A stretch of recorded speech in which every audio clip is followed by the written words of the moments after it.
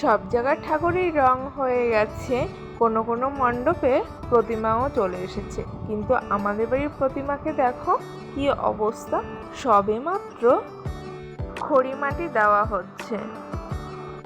আজকে খড়ি মাটি দিয়েই সারা রাত শুকনো হবে, তারপর সকালবেলা হলুদ রং করা হবে। এও পড়াশোনার জন্য করতে পারে না ঠাকুরগুলো, তাই আমাকে বলল একটু তুমি করে দাও তো, তাই আমি একটু হাত লাগালাম। এসব খুঁটিনাটি কাজ করতে কিন্তু বেশ সময় লাগে। দেখো আমার ছেলে আর ওর দাদা দুজন মিলে রং করছে। আমার ছেলেও কিন্তু বেশ আনন্দ পাচ্ছে। আর এই দেখো সকালবেলায় সবাই মিলে হাতে হাতে রং করে ফেলছে, হলুদ কালারের রং। তো আজকে সবার রং হয়ে যাওয়ার পর আশা করি কালকেই চক্ষুদান করা হবে।